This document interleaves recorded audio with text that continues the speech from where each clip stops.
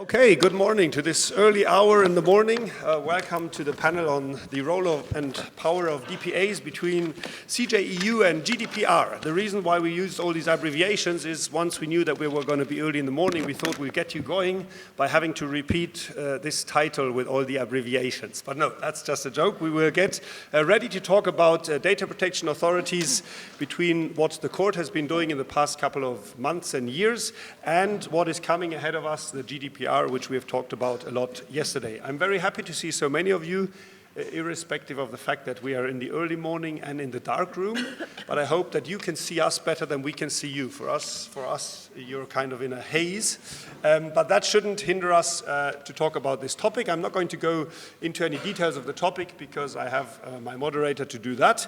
I just would like to point out 2 or 3 things at the beginning. This panel is organized by the University of Luxembourg together with the CNPD, which is the National Data Protection Authority of Luxembourg. And I'm very happy it's the first time we do this together here at CPDP. And it developed in the framework of a cooperation that the University of Luxembourg has with the DPA in Luxembourg. And the idea is that we do interdisciplinary research at the university at a center which we call the Center for Reliability, Security and Trust in IT Systems, the SNT. And we try to do research as close as possible to practical implications that it can get. And who is the better partner in such a framework than the DPA, who has to work with the rules of the directive until now and in future of the GDPR. And we've been going on for 2 or 3 years in that partnership, and this is supposed to be a little bit of a, if you want, a stage to present some of the research we do, but we don't want to talk about ourselves only. We've got a very illustrious round of speakers lined up here, which I will briefly introduce to you that can talk about this topic. We will first have Franziska Boehm sitting next to me. She's law professor at the Leibniz Institute for Information Infrastructure in Karlsruhe and the Karlsruhe Institute of Technology, the KIT. Famously, easily remember KIT like MIT, okay? Franziska has got a long history, if I may say so, in data protection law research and publications. Already her PhD, which happens to have taken place at the University of Luxembourg, was on EU information sharing in the what used to be the 3rd pillar of the European Union. After her, Bart van der Sloot will be speaking to my very right. He has a very interesting background in as much as he didn't only study law, but also philosophy, which I think in our topic is very important. So when you talk about privacy, it also has a personal touch to it. He's at the IViR, the Institute for Information Law at the University of Amsterdam, and basically covers every topic that is relevant at the moment in data protection law and publications. And more importantly, if I may advertise that already at this very moment, Bart van der Sloot is the main editor of this journal, which you found all in your bags, the European Data Protection Law Review, which we actually launched at CPDP a year ago. And the 2 of us and some others are on the editorial board of this journal, and it's meant to transport the very important topics of European data protection across Europe. So look into it. It's in your bag. If you're interested in contributing, if you're interested in finding out more about this journal, the 2 of us can talk to you after the presentations today.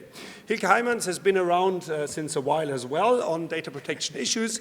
He worked since 2004 at the European Data Protection Supervisor. He was the head of policy, the unit for policy and consultations, and more importantly, after doing a sabbatical, he's now returned, but also he's just about, before defending his PhD, the title of his thesis being the European Union as a constitutional guardian of internet privacy and data protection.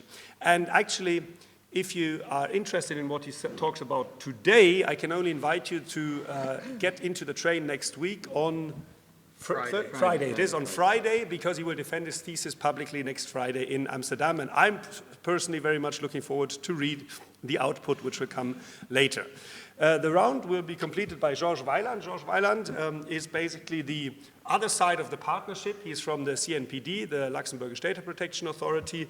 He's been there since 10 years now, so he's seen quite a variety of cases that had to be dealt with. He's responsible for complaint handling and also, and that's important for today, for cooperation matters, which means how to work together with the other DPAs, and that's why we are very happy to have him here on board with us. Finally, Andra Giurgiu is a postdoc and she does research at the SNT, as I described, and also works part-time at the CNPD. So she's basically the bridge between Giurgiu and myself and the two institutions, and she will be moderating this because her research until now has always been around data protection law. Having said that, thank you all for coming here, both audience and speakers. I'm looking forward to this. Andra, you have the floor. Thank you very much. First of all, I would like to say that I'm actually very glad about being able that we were able to put together such a panel with great speakers, all of which are experts in data protection. But I would like to start by explaining shortly why we chose this topic, the role of powers and data protection authorities between the Court of Justice of the European Union and the General Data Protection Regulation. As the majority of you probably know by now, in the last 2 years, we have seen a couple of very important decisions in the field of data protection by the European Court of Justice. And by this, I mainly refer right now to Google Spain, the Weltimmo case, or the Max Schrems case. Although they are quite different in substance, they all touch upon and discuss the role and issues of the issue of the role of DPAs and their powers. These decisions actually just come at the dawn of the 1995 directive, which is rather a pity, but they still shine a lot of light into the question what can and what should DPAs do and what is expected of them. And at the same time, we have started, even though the regulation has not been formally adopted yet, a period of transition from the outdated data protection framework to a new one. This panel, therefore, also would like to have a look at the new rules concerning DPAs under the GDPR, General Data Protection Regulation. We will probably, for the purpose of being faster, refer to abbreviations in the future. So GDPR stands for General Data Protection Regulation, for those of you that do not know that. And we also know that under the GDPR, the DPAs will have to play an increasing role, and they will have actually a strengthened position in making sure that data protection rules are complied with across Europe. Moreover, we would also like to examine the way in which the regulation, the new rules of the regulation relate to the old rules of the directive. And therefore, we will talk about the territorial and the substantial powers of the DPA, the much debated, we hope to also discuss the much debated topic of the one-stop shop and consistency and also cooperation. As regards the format, we will have 2 presentations of Franziska and Bart, and followed by a short session of question and answers. And afterwards, we will give the floor to Hielke and Giurgiu, and again, questions and answers. And we hope that the coffee has kicked in and everybody is alive and kicking and ready for fruitful discussion. Thank you. Franziska, you have the floor. Thanks, Andra and Mark, also for inviting me. It's very nice to be here. And I will briefly give you a brief introduction and an overview of recent cases that underscored the role of DPAs. It will not be an analysis of the whole case, only a brief mentioning of the facts concerning the role of DPAs within these cases. And in the current directive, the powers of the DPAs are described in a rather vague manner, and until recently there were not so many cases of the court that described the role and powers of DPAs in a more detailed manner. I think since, however, the independency decisions, of the court against Germany, Austria and Hungary, the court began slowly to describe the powers of DPAs in much more detail. And 3 decisions following these independency decisions, I think, are of particular importance, and I will briefly refer to them. First, the Google Spain case, you know that, the Schrems case, and the recent Weltimmo judgment, you might know also, but I will refer to that in a bit more detail. So my presentation should serve as a brief introduction to the topic and the background information for the presentations of the specialists sitting next to me. They will go into more detail later. Okay. Yeah, okay. Sorry for that. So, I will... great. Now at least we have the presentations. Yeah.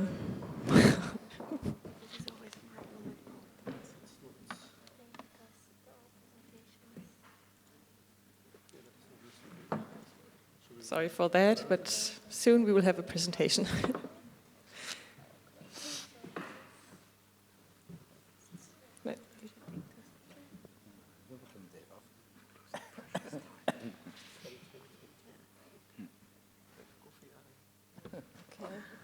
Great.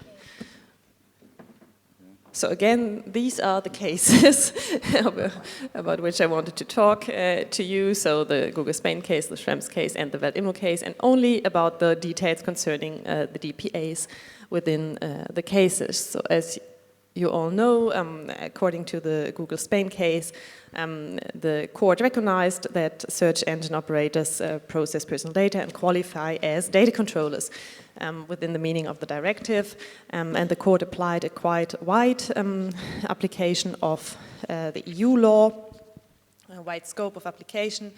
And regarding the directives, territorial scope, the ruling states that Google Spain is an establishment within the meaning of the directive, and Google's processing of personal data was carried out in the context of activities of that establishment. And what does that mean for DPAs? The role of DPAs within the judgment actually meant for them so according to the court, there's a right to be forgotten. I think you all know that.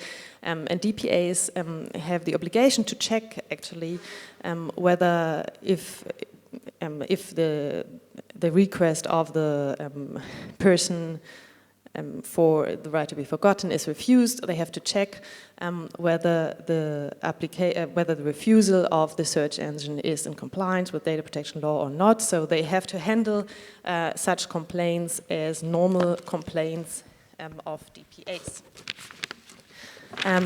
They also have the task to develop codes of conduct with search engines. So there is another thing in this Google Spain judgment, you can derive that from the judgment, that there is a possibility for the DPAs to develop codes of conduct together with the search engine, which means they have to find a way of cooperation with the between the DPA and the search engines. For the handling of such complaints, there are guidelines from the Article 29 Working Party, which summarize a bit how to handle these complaints within the framework of the right to be forgotten. So there is a certain role of DPAs described in that judgment, which goes a bit beyond the task we had seen in the directive.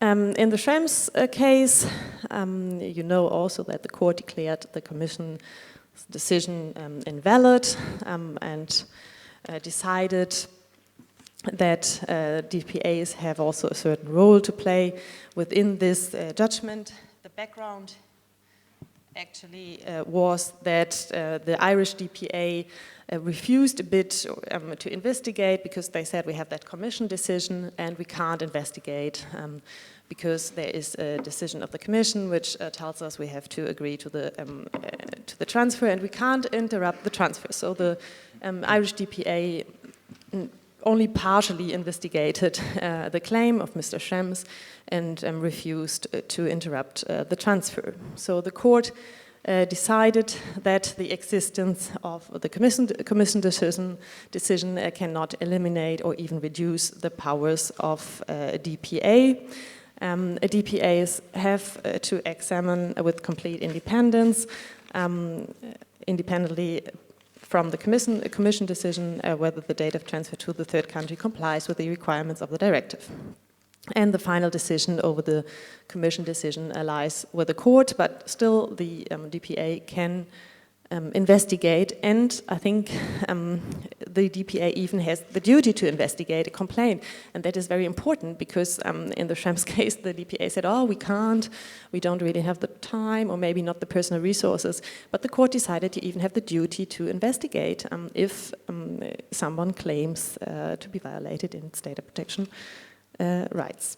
So that's, I think, a very important decision for the role of DPAs in recent times to establish that the DPA must investigate a claim and can't hide behind the Commission decision. The final or the last case concerns, I don't know whether you know the case, the Weltimmo case. And that judgment, the court responded to a request for a preliminary ruling by the Hungarian Supreme Court. The proceeding regarded the matters of applicable law and competence of data protection authorities. It was a dispute between a Slovak company and the Hungarian DPA. The Hungarian DPA actually sanctioned the Slovak company for some reason, and the company, because the company didn't delete the data. And in that case as well, the role of DPAs was described in a more detailed manner. So the Hungarian law is applicable if an establishment in Hungary existed, and the court applied very wide criteria for the establishment. Already in the Google case, the notion of the establishment was described, but here in the Weltimmo case, the court actually added details and talked about a stable arrangement, a representative, only one is sufficient, a minimal but real and effective activity.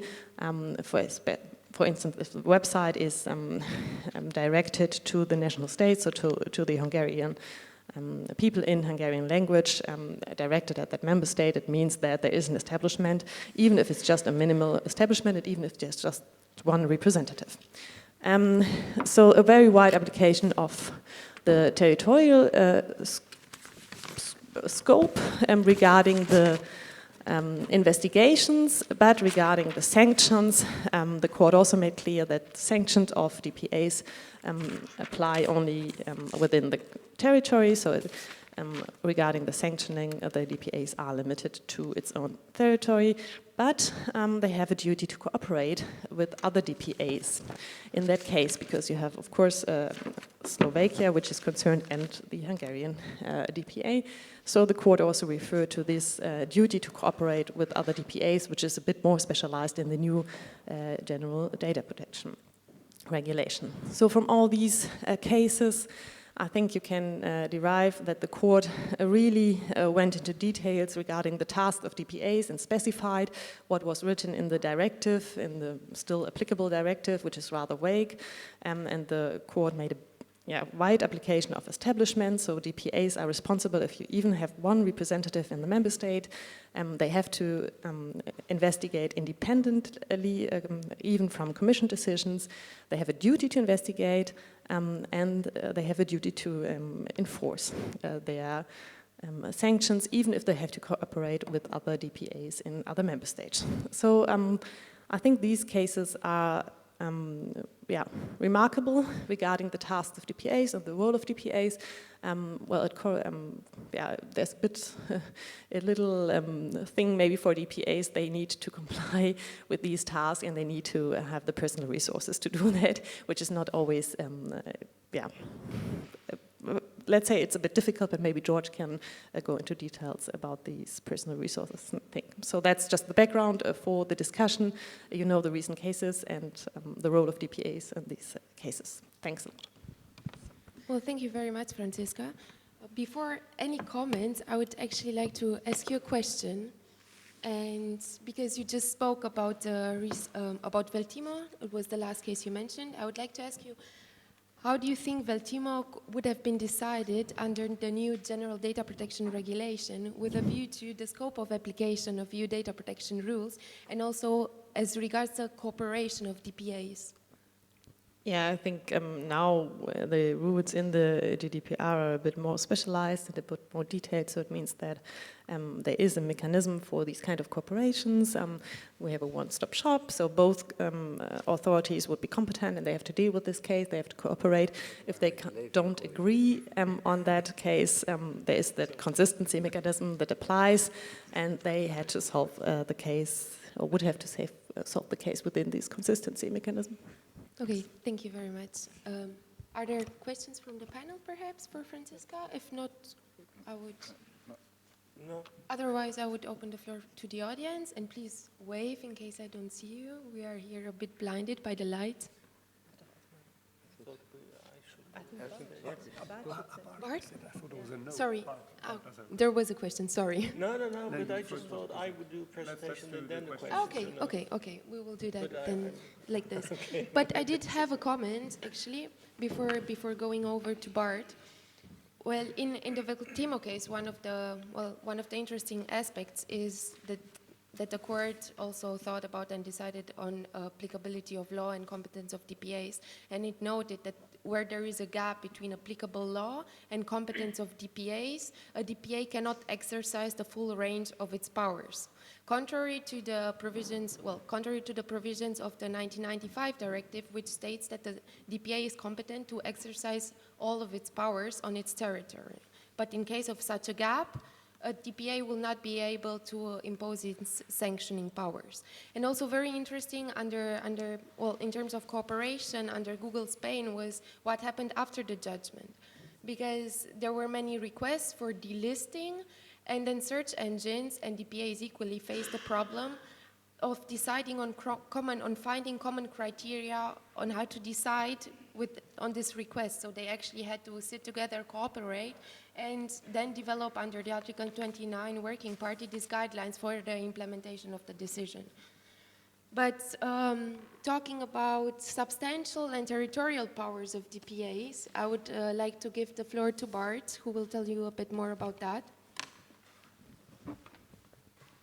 Right, so thank you, Andra. The substantive and territorial competences of DPAs is, of course, well, everything we will discuss today.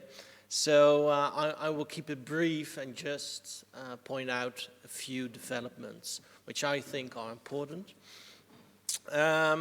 First of all, I think over time we see an enormous increase of text really regarding the data protection right. So we in Europe had 2 resolutions by the Council of Europe in 1973 and 1974 concerning data protection, which were literally one-pagers. And it contains all the same rules as we have today. So data minimization was in there, transparency, quality of data, you name it, it was in there. But it was really concise. And so we see an increase over time with the Convention of the Council of Europe in 1981, the directive, and now, of course, the regulation which is coming up, which is enormous, I have to say. The question is whether this is really desirable. And the question is also how DPAs can really enforce such a long and detailed text. And the increase of text, as I said, is not so much in the core principles of data protection. Rather, the increase in text is on articles on enforcement of the principles. So while the resolutions in the 70s had no clauses on the enforcement, the convention from 1981 had a few, the directive already some more, and now with the regulation, of course, there are so much articles on enforcement, either through data privacy impact assessments, to one-stop shop systems, data protection by design, certification system, codes of conduct, etc., you name them. So, and of course, and you all know this as well, there's an increase in the hierarchy of the text. So the resolutions of the 70s were non-binding. The convention specified already some more obligations for parties. The directive had to be implemented by states, and now the regulation has direct effect. So there is also an increased juridification in that sense of this right to data protection. And also the same trend can be seen to level everything up to the level of fundamental and human rights. So now in the Charter, of course, we have a fundamental right to data protection. Data protection now being regulated in a regulation so detailedly. It is again the question whether this is desirable. Would we also regulate the freedom of speech, for example, through such a detailed regulation? And the other way around, is data protection really a fundamental right? I think Hielke would disagree with this, but I will name it anyway. So why this increase? Of course, in the enforcement, this is seen as the main problem nowadays with data protection, not so much the rules, although there is some discussion about them, but how to enforce them. There are two main problems of enforcement, I think. One is that there is a different level of enforcement in the different countries of the European Union, and second, that there is a difference of enforcement or rules between different international countries, mainly America, of course. So, one point I wanted to make is about the free flow of information between countries of Europe and between international continents. So this of course has already been a point of discussion for a long time. For example, in the 1981 Convention of the Council of Europe, this was actually seen as quite important. Let me look it up. Quite important topic. But it took another approach than we nowadays have. While it's now the idea that, sorry, I have to look it up.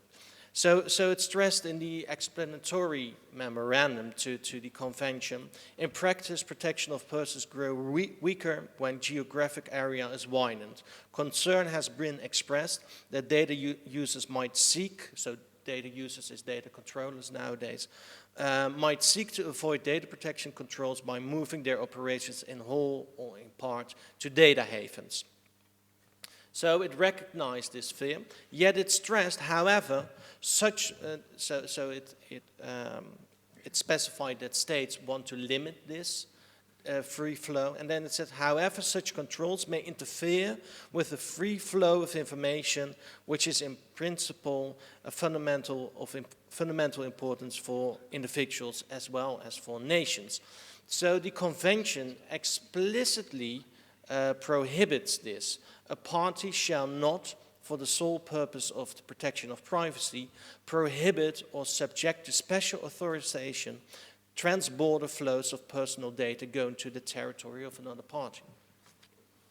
And now, of course, with the directive and even more so with the regulation, we see that we want to limit this free flow of information.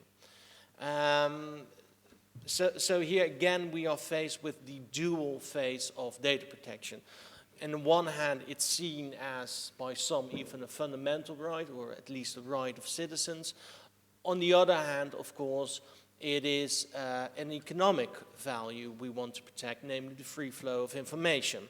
This also ties up to the transition in the background of how the European Union wants to regulate this data protection right. Has it competence over data protection right now, of course, because of the Charter, and read Hielke's PhD, which is coming up, more about that, about protecting a fundamental right, while the directive, of course, the EU had mainly competence to regulate economic points in the European Union, such as the free flow of information. So about the territoriality, I think Franziska already said something about it. So we see also an enormous increase of the EU claiming territorial application of its instruments. This, of course, is just a power struggle, as I see it. So the EU wants as many competences as it could get, and it does so through the court and through the regulation, etc. So this has always been a struggle, how to pinpoint exactly the territoriality question. In the Convention of 1981, it referred to the territoriality of member states. The first draft of the directive referred to all files being on the territory of member states. The final directive focused on the controller, where it had activities. Of course, in the jurisprudence discussed by Franziska, this has been widened to even a vague establishment or activity by whatever country in the European Union. And now, in the regulation, we have even a wider context, such as the monitoring of EU citizens. How long do I have? 1 minute. Two. Let's be gentle, two. Okay, I will be quick. So another quick point I wanted to make, which is about the cooperation between DPAs. So the 1981 convention already had quite some clauses on that. The directive mostly ignored this topic, and now we see it back again. The tasks and powers of the DPAs are very detailedly specified in the regulation, upcoming regulation. There are so many tasks and powers by DPAs that it becomes ludicrous to my mind. So they have to inform, they have to control everything, they have to monitor the public debate, you name it, they have power to do it. A final point, of course, and you all know this, they gain enormous competence through the imposition of fines and penalties. Again, so I think 4% of the worldwide revenue or something like that. Again, this sounds really tough and good to protect our fundamental rights, but I'm quite hesitant to resolve every resolution or conflict through the juridical realm. And I'm highly hesitant and skeptical whether this might work. So these are just a few of my thoughts. Thank you very much, Bart. Indeed, in the new regulation, there are three main and very clear category of powers of DPAs. We have investigative powers, corrective powers, and authorization and advisory powers. And then it comes a whole subset with what can DPAs do under their investigative powers, but we won't go into the details. But we didn't have that as clear in the 1995 directive. And I would like to ask Bart a question first, because we were also possibly also a comment before the question. We were talking about territoriality and also the powers, but in terms of territorial applicability of the regulation, we see now that under the regulation we have an enlarged scope of application of EU data protection rules, which is not only related to the establishment as under the current data protection directive, but also to the question whether EU citizens, or more particularly EU residents, are targeted or not. And in case they are targeted by companies outside Europe, targeted, for example, by having their behavior monitored, or by the companies offering them services or goods, then the EU law will apply, so this is an enlargement of the scope of application that we didn't have under the directive. Against this background, I wanted to ask you if you see any risk in the possibility, because this has been discussed, for the main establishment of a company to be determined by the controller at his indications, eventually in the country with the most lenient DPA, and thus allow for some sort of forum shopping?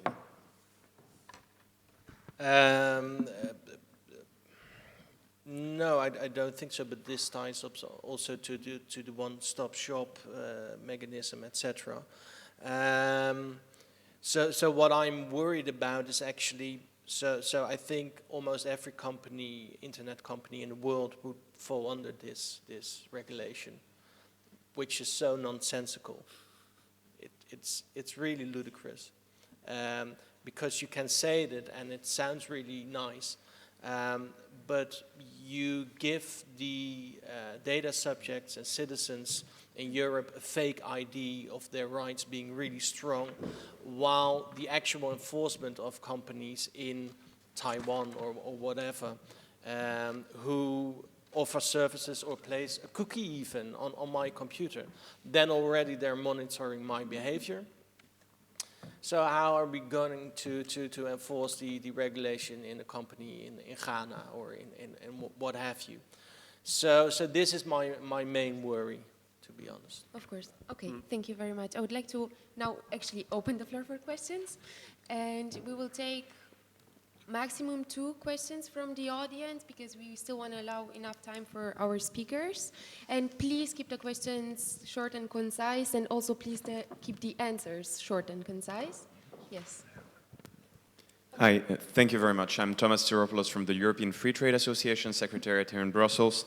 I have a small question on the Weltimmo ruling, and I'm not really even sure it's a question. It's maybe to confirm an understanding. But when I read the case, I actually thought it was pretty confusing, and I don't think I'm the only one in there. And I think that there's a sort of a mix-up happening in the text of the ruling about the question of competence and the question of applicable law. And I mean, maybe I would like to hear the panelists on that, but at the end of the day, didn't the ECJ just say a pretty simple and pretty obvious fact, which is, well, on the territory of Hungary, the Hungarian Data Protection Authority is competent to enforce data protection matters, and that means when Hungarian law applies, but also possibly when other data protection law applies, and if you don't have anybody to enforce it against in Hungary and you've got to go to Slovenia, then the Hungarian Data Protection Authority cannot go and enforce something in Slovenia. And that maybe, I mean, at the end of the day, the only sort of reason why there's this confusion is because you use the concept of establishment to determine what the applicable law is. But maybe at times that may be a little bit of a fallacy because it's a sort of virtual establishment and there's not really an establishment. And then comes the question of enforcement. Thank you. Franziska? Or later? Okay, let's take the second question perhaps. We have one in the back.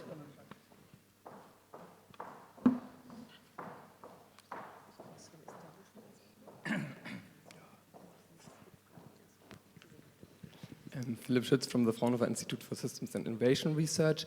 The claim that DPAs are overworked, overloaded with work, have too much regulatory competencies is kind of old. It always pops up when we talk about DPAs since decades. So I'm interested in what's the solution. They have all these tasks, education, inspections, enforcement, all that kind of stuff. But who's obliged to do these tasks? So you might answer to that. Bart, do you want to pick that up? Franziska, would you like to I take can, the first? Yeah, maybe I take the first. Well, it was the comment, I think, and the question. I think for me, the decisive, the thing in Weltimmo, or the important thing in Weltimmo, is that it's a very wide application of the notion of establishment. So it means a lot for. At least under the current directive, we still have it, and we will have it for a couple of years, for the application of the directive concerning different DPAs in different member states. So it means that they can actually investigate, even if there's just one representative in the state. So I think that's the most important thing in Weltimmo. And of course, it's obvious that you can't sanction a Slovak company, so it's from Slovakia, not Slovenia, but a Slovak company over the border, that's clear. But I think the important thing is this wide application of the notion of establishment, and that's maybe a power which was not totally clear before. So. And I think as regard... Sorry, no, go ahead. Go ahead. Also on the second question, maybe, but just let me say about the Weltimmo judgment. I think right now the ECJ is of course known for its really fierce and strong judgment, but a long time it was known for its rather, it often just repeated the directive in different wording, let me say it nicely. So I think again this might be an example of that. So to the DPAs being overloaded. So I'm, let me just say, I just spoke yesterday to some of the authors in the Netherlands, where I come from, of the first data protection regulations in the Netherlands. And they designed it, co-designed it, in order to protect our privacy and also a kind of a DPA being installed. And they actually expressed regret over it. And they regretted making it into a law. Because they said, while first the parties, either states or companies, really thought about what are we doing? Is this the right thing to do? Do we really need the data, etc.? Now with legal rules in force, companies and states do two things. Either the data collection and processing is legitimized by the Data Protection Directive or what have you, or it is not, but then they raise some discussion about it. Well, is a legitimate interest really this and that? How should we really interpret, etc.? And so then they do it anyway, or mostly do it, and just see how this debate resolves and how court cases go on. So they actually regretted it, and for me, I'm not saying that we shouldn't do it at all in law, but I would be very much in favor just going back to a one-pager or a two-pager mainly, with some very core principles, and those being enforced by a DPA, and not 100 articles. Well, thank you very much, Bart. I would like now to give the floor to Hielke and then to George to make sure we have enough time also for questions and answers at the end. Please. Okay. Am I there? Yep. Bart woke us up, I think. Yeah. Quite provocative, I would say, because I don't fully agree with everything he says.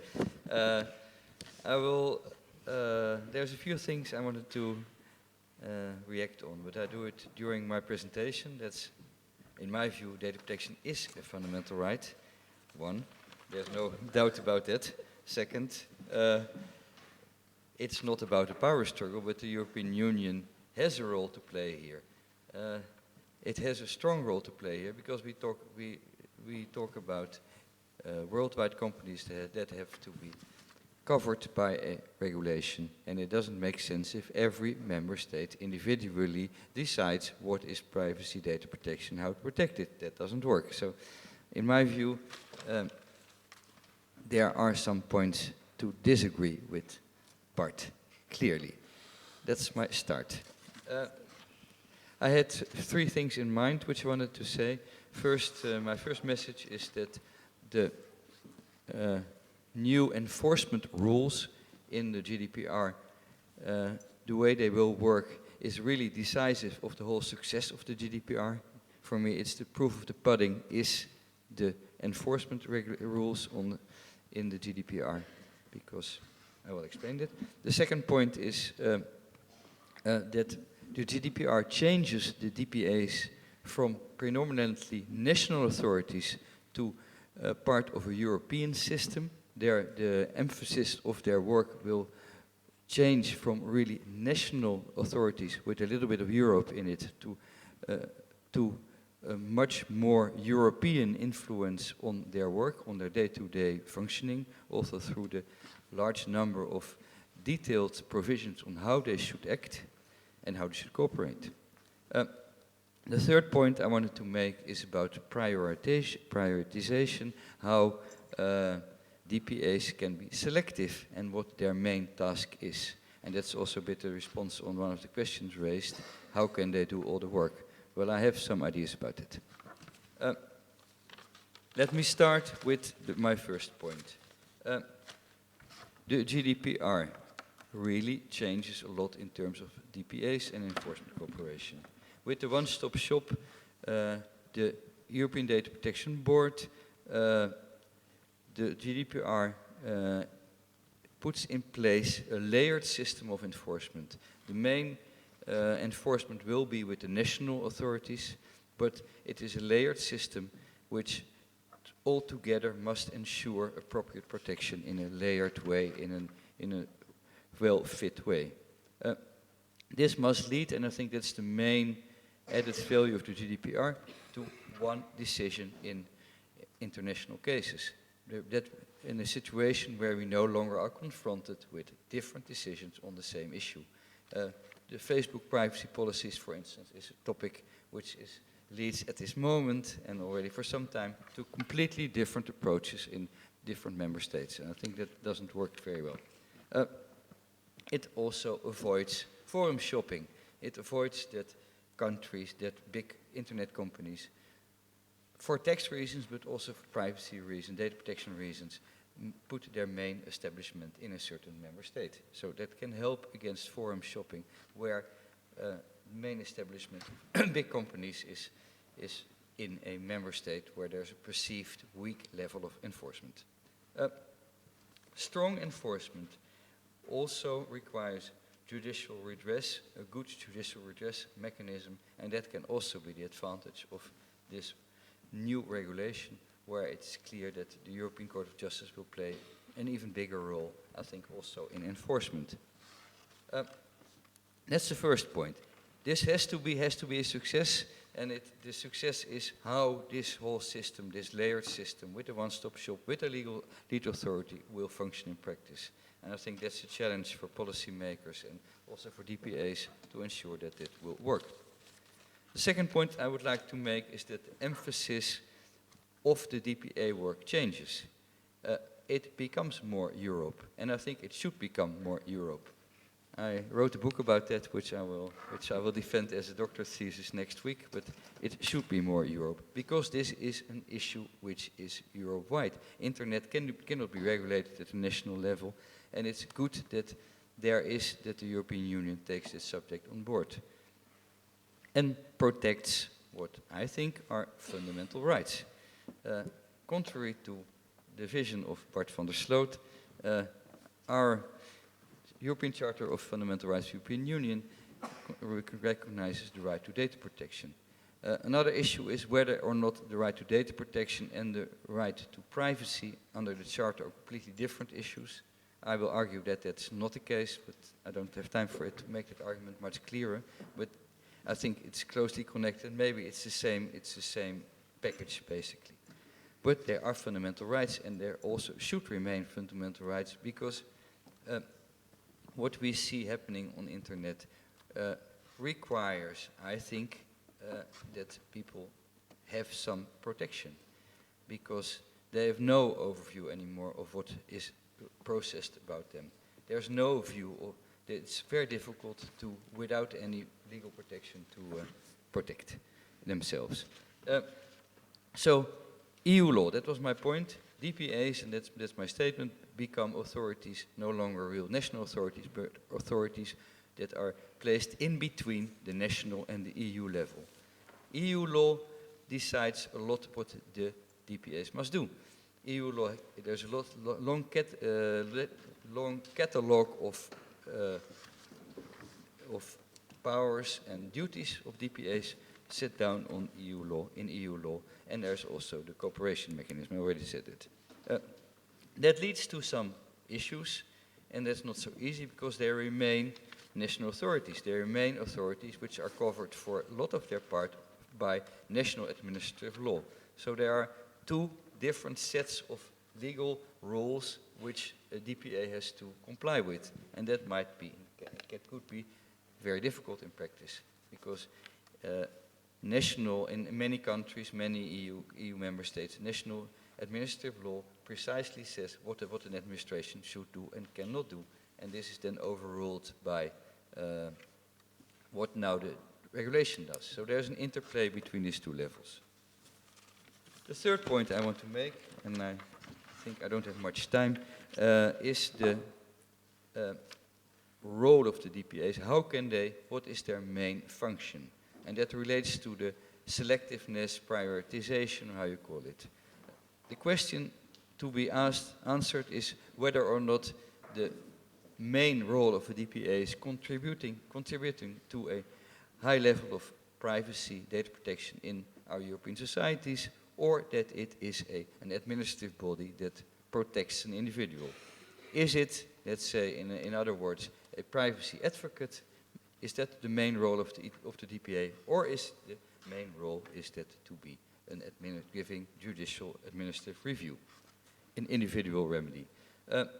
This individual remedy is also in the Schrems case mentioned by the court quite clearly. It also links with Article 47 on the Charter, the right to judicial review.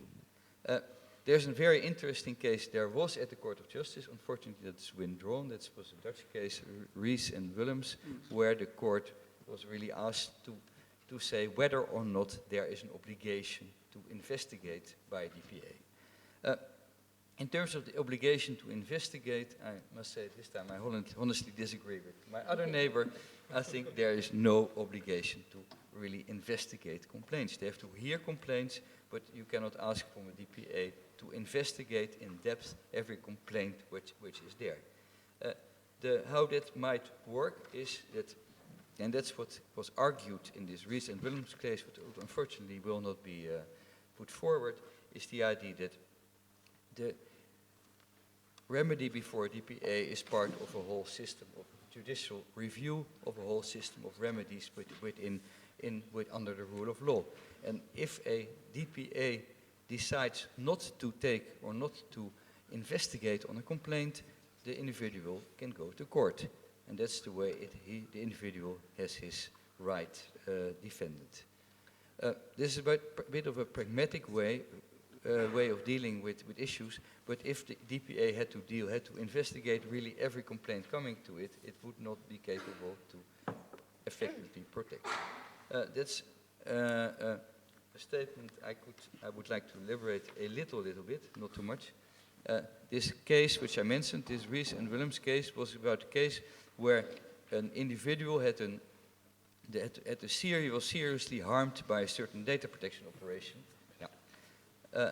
But it was a very specific case, so this was really a very specific case where only this particular individual was harmed by this processing activity.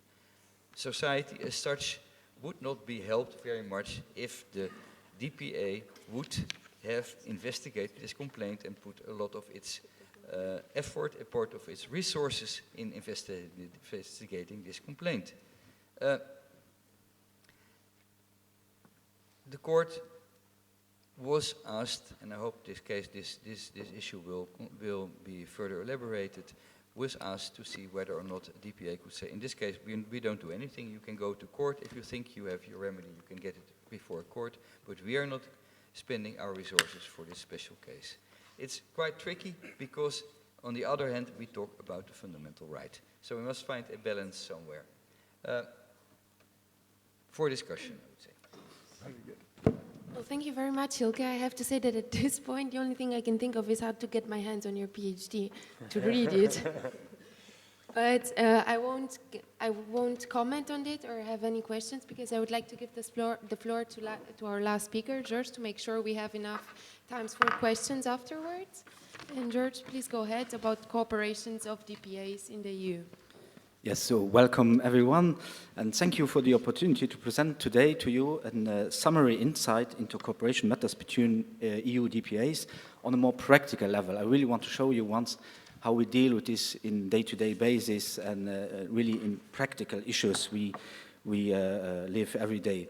So as a DPA of a small country hosting several multinational companies, the Luxembourgish DPA has indeed received from the beginning of its operating period many cooperation requests, cross-border complaints, information requests, and so on. And in 95% of these cases, we are indeed the requested authority. So we always get the request and have to work on them. And what is interesting about this domain is the absence of detailed legal provisions in the current directive There are hardly any papers or legal text one could use to work with at the beginning. Now there are some.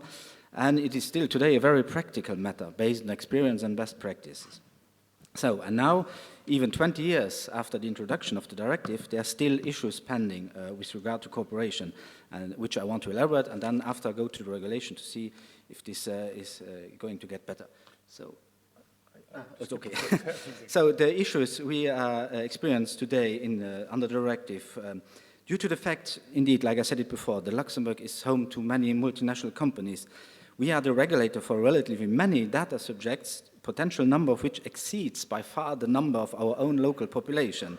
So the limited number of staff, like Mr. said, we have to handle these complaints, cooperation requests, these transnational cases, forces us to allocate human resources to dealing with these cases instead of being able to focus on many other domestic issues.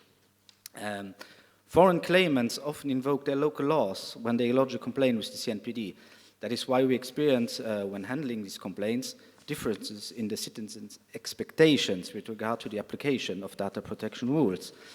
Other thing is complaints are being transmitted by foreign DPAs for competence reasons to the Luxembourg DPA, but the complaints are not even informed about their applicable law. Then claimants from other EU countries sometimes express their dissatisfaction due to the fact that Luxembourg DPA cannot now issue financial sanctions. Then there's, of course, the issues of language barrier when we receive cooperation requests or cross-border complaints. And it is also rare that the CNPD, for instance, receives complaints from EU countries other than its neighbors. So one can wonder if data subjects, for example, in countries more far away, in eastern countries, are more reluctant to lodge a complaint because they are from the beginning discouraged by language barriers. And then there's, of course, problem of confidentiality, still a very significant issue under the current law and directive, because Luxembourg law strictly submits every member of the DPA to professional secrecy under penalty of criminal sanctions. So this obviously makes it very difficult to share information between the Luxembourg DPA and the foreign DPA when a cooperation request is being made and when confidential information is being revealed during a more extensive audit or inspection. Another thing is Luxembourg DPA was only established at the end of 2002, whereas other European DPAs have already acquired a longer experience in data protection cases and complaints. So it may happen that some privacy or technical issues which have been forwarded to us have already been assessed by other DPAs in the light of the directive. The issue that arises then is the fact that not only do we spend a lot of time finding these assessments, but we can only use part of them because we have some difference in national law. As much as we could have liked to share a common position, we could not. For instance, in cases of monitoring of employees, where Luxembourg has specific provisions.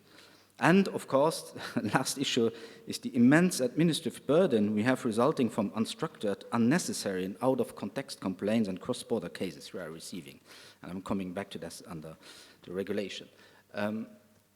Now, the next. Due to the time limitation and because they have already been elaborated, I'm just going to mention the three case law we have received from the Court of Justice, which have contributed to clarify cooperation between DPAs. And I must say, on a personal note, it's a little unfortunate that this judgment only come now at the end of the directive. It would have been better if we had more case law already in 20 years, but still. But the case law is one of the reasons the Article 29 Working Party has created the new cooperation subgroup, which I participate in, and which really intends to work on the implementation of the regulation in regards to cooperation. So it organizes workshops on specific topics on cooperation. It follows the preparations of international conference, spring conference, enforcement cooperation meeting, etc. And it wants to create an electronic platform to exchange information and so on. So there is, I can conclude now, already a certain eagerness among DPAs, resulting now in the pressure of the GDPR getting closer. So, about the general data protection regulation. I have heard already yesterday here in a lot of panels, we have to be ready, we are in a transition period now, we must anticipate, etc., etc. Yes, we see it the same way, of course, but I want to look at today at a more practical level. As an example, under the directive, A company operating in more than one EU country will have to deal with several data protection authorities with very different powers. This leads to uncertainty in the application of data protection rules and also uncertainty for businesses.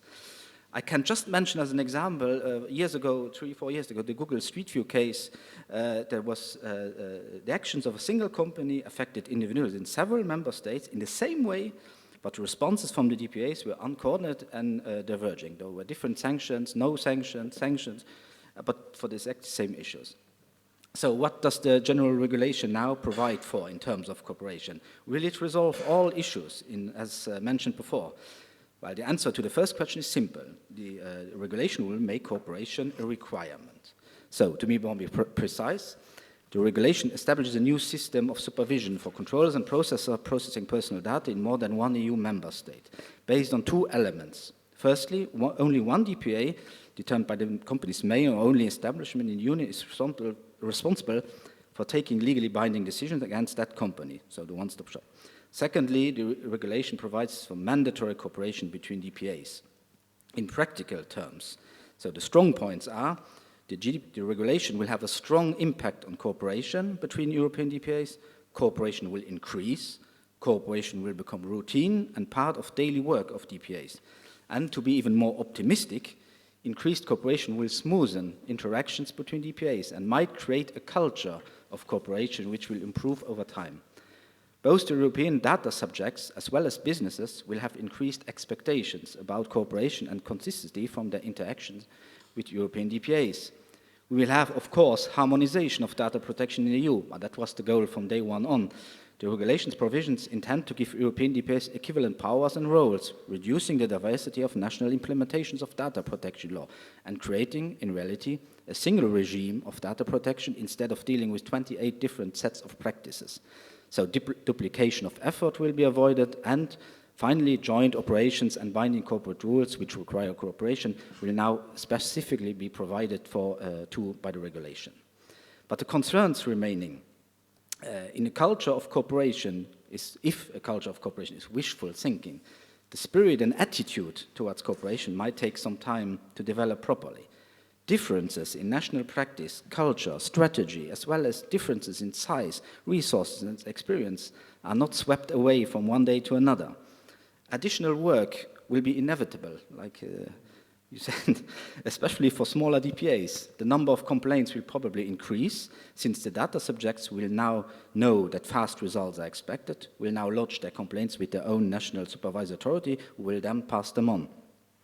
The obligation to cooperate under the regulation and the strict delays given will also provide additional weight to requests for cooperation and will probably bring an increased administrative burden and raise resource and capacity issues, yes. In regards to joint operations, being compelled to conduct these, even unexpectedly, DPAs and especially smaller DPAs like ourselves will be required to prioritize other activities. It may also trigger unexpected translation costs and reassignment of staff members. And then technical and administrative mechanisms will have also to be developed, which will probably be achieved differently by the different DPAs. And then sharing relevant information is still a foggy concept, as it does not define a standard set of information. So unless there is no further definition, every DPA will continue to consider for itself which information is necessary and useful to be communicated to another DPA to assess a cross-border case, as is the case already now under the directive. Moreover, some DPAs may still be bound to professional secrecy according to their member state law, particularly in relation to audit and inspection functions. So even under the regulation, questions will arise which information can be passed on, for example, after a thorough on-site investigation. Then yes, of course, issue of multiple working language is not really solved by the regulation. Other thing is the regulation provides for the exchange of information by electronic means, yes, and for putting in place measures of effective cooperation, but it does not explicitly provide for operational cooperation or for standardized approach to requests for assistance. So there will be a need for development of specific frameworks and methodologies for cooperation between DPAs, and maybe also a need for a structured system for exchange of information to reduce communication workloads. Now, the one-stop shop mechanism. The regulation proposes a one-stop shop principle in which only one DPA is responsible for taking legally binding decisions. The main goal of the one-stop shop process was therefore both to make it easier to individuals to exercise their rights and for data controllers to know which data protection authority they would principally be communicating with. More precisely, it focused on the exercise of data protection rights by facilitating the ability of citizens to file complaints in their home jurisdiction. The complexity of the complaint handling should no longer be a concern of the data subject, but rather be handled by the supervisory authorities themselves. In other words, the burden to determine the country or countries in which case with cross-border dimension needs to be dealt with would be best placed on DPA and not the data subject. Then the key concern, of course, risk of forum shopping, but I hope will be minimized by the use of mandatory data protection impact assessment, which will require consensus among EU DPAs if related to data controller established in multiple EU countries. And then the next inevitable question is which system would allow the DPAs to identify the lead DPA and determine which DPAs would be interested parties, as said in the regulation. What will happen if 28 DPAs express their interest in one case? Will it not be a risk for the data subject fundamental rights that the new regulation system might produce a disproportionate distribution of cases between DPAs and therefore slow everything down, or that DPAs with limited resources might decide not to take on cases or don't become interested parties in cases where other DPAs with more resources might want to handle? So with the consistency mechanism is intended to ensure consistent application of the regulation throughout the Union, yes. So where there's no agreement, the EDPB can be seized to issue a binding opinion. So it will clearly be a drive towards harmonization. Okay. Non-compliance with requirements for mutual assistance and joint operations can also be reported to EDPB. That should therefore encourage DPAs to improve their regular communication. However, there's still uncertainty about how the mechanism will work in practice, about the risk of multiple interpretations of the mechanism, and of course, uncertainty about the speed of the foreseen process when it comes to complicated investigation. There's still the feeling of uncertainty of the practical role of the EDPB in the future. While it no doubt a positive development, it is not yet certain how this new way of working will function. And then at the end, it should also not lead to a certain abuse of using the EDPB in cooperation matters, as certain DPA's decisions might get overruled too often. The EDPB might get overburdened with simple complaints, and this simple complaint handling might even risk taking longer than it is the case today under the directive. So in order to avoid blockages, tensions, in order to avoid giving the DPAs the feeling of over-regulation or losing too much of their strengths, effectiveness, and independency, it will be important in practice to achieve a balance between the powers of the board and the autonomy of national DPAs in their freedom of action and ability to determine their own strategy and methods. Also, a common EU data protection enforcement strategy will need to be formulated to avoid different treatment on the same type of processing across the EU. Thank you. Well, thank you very much, George, for this very comprehensive presentation.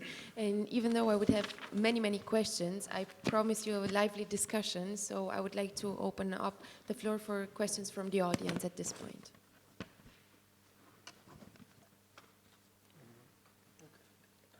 Okay, since I don't, or from the panel. Okay, Hielke, if you have any question. Well, it's more a remark. I think I found this presentation by George very interesting because it really reveals all the practical issues. It also, and this was my point I wanted to make, illustrates one of the points I had. There is this different difficulty between, on the one hand, obligations under EU law for DPAs, with very precise rules what they have to do, and on the other hand, there are national obligations. The example which George gave on confidentiality for me is a clear thing. It can be the case that the DPA on the national law is not allowed to share information, whereas under European law, this is one of the main things he has to do. He has to cooperate. He has to sincerely cooperate with other DPAs. Well, that will lead to a certain tension, which we have to find out how that will work out in future. But I think this is an example of where there is a tension between EU law and national law. The other point of George I found very revealing because, of course, we don't know exactly what will happen with the EDPB, how much work they will get. Maybe they don't have, no one will go to the EDPB. But the other risk is maybe bigger, indeed, that in the end of the day, they will totally be overloaded with numbers of cases, that people will challenge it, that because of the high stakes, for instance, for companies, that there will be good lawyers set on this, and that there will be a continuous challenging of decisions. But we will find out. This is just looking into the future, into the glass ball. Sorry, but I see a question from the audience. Please go ahead. Hi, Robin Wilton from the Internet Society. So there's been a lot of discussion about the potential risk of forum shopping. And from the discussion, it seems clear to me that there is no disinterested party in this. The data subject has interests in looking for the forum which will represent their interests the best. Similarly, the organization against which the complaint is made will be looking for the place where it's most likely to win. And of course, on the regulator's side, there are questions of resourcing and competency and workload. So, am I right in thinking that the only safeguard here really is transparency of that process of case handling? And if so, is there anything in the GDPR that obliges parties to make that happen? Or is this just something that is going to have to work through not working in a few cases and be flushed out as a problem?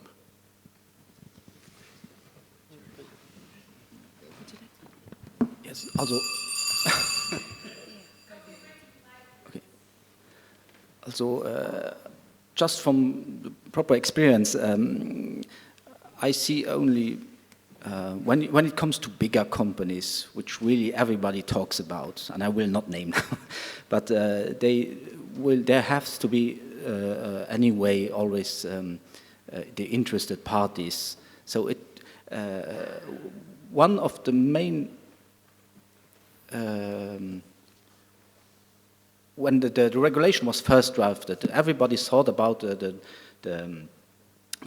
one-stop shop would be a forum shopping issue, but I think now with the latest version, there are enough guarantees for the other interested parties to have their decision put in as well. And if it really comes to critical decisions, I would say, really a grave issue, it will not stay in the hand of one DPA. There is this guarantee.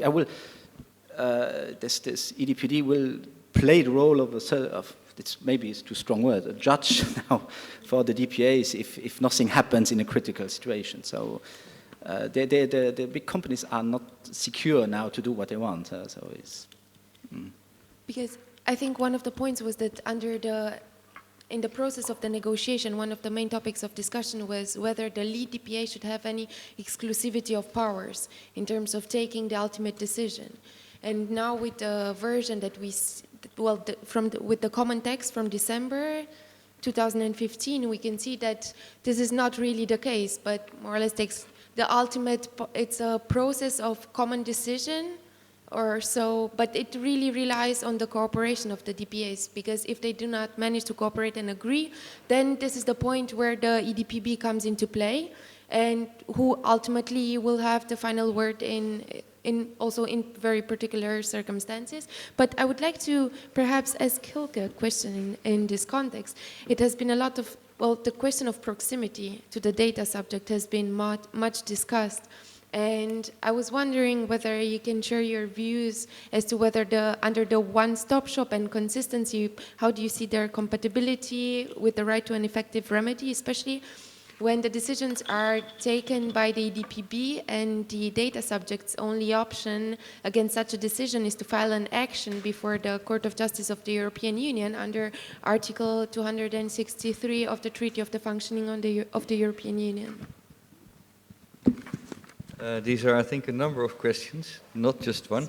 But let me talk about proximity. Maybe there was a whole issue during the process when the idea was that data subject would be entitled to a remedy within its own member state. That was the idea of proximity that was launched, which was mentioned. My view on this is that what counts is the effectiveness of the remedy, not the fact who, and it's less important who gives the remedy. So there's no, I would say proximity is not a right in itself. No one is entitled to have legal remedy within his own member state. What counts is the effectiveness of the remedy. Is it possible, is it easy to have access to a remedy? And if that works through a system with a lead authority, which in the end of the day, the lead authority takes the decision, or with the EDPB, I don't think there is an issue at stake. The second point, I think, of your question was about going to the European Court of Justice under Article 263 of the EU Treaty, the Functioning Treaty.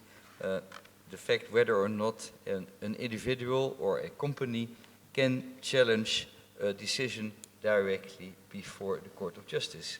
That's an enormously interesting and difficult question. During the debate, during the discussions on the EDPB, a lot was said about this, but what legislators, but I'm here also people of the Parliament on the first row,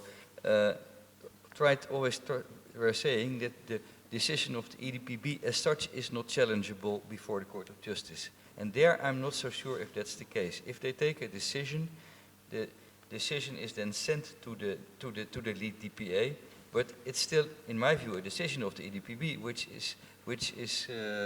affects individual companies and affects individuals.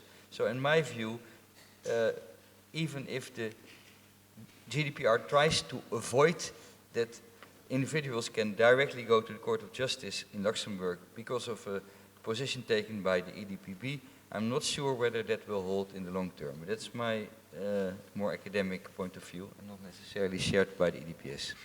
Thank you very much for that as well, Hielke. With that, as a chair, I have to jump in because the timekeeper didn't only remind us that time is going to run out in 20 seconds, but actually the coffee break is coming next, so we don't want to challenge that. I would just like to say that the final comment of Hielke points out that even though we heard many interesting observations of the current situation, most likely we will actually see what has been mentioned, that the Court of Justice will in future still have to contribute to the development of the GDPR in practice, and therefore I hope that we will see each other again on a future panel, which again will deal with the practical issues of how to deal with the law and with the interpretation by the court. Having said that, I would like you to join me in a round of applause for these great interventions. Thank you very much to the speakers. Thank you very much to your attention and enjoy the coffee and welcome to Data Protection Day, which is today.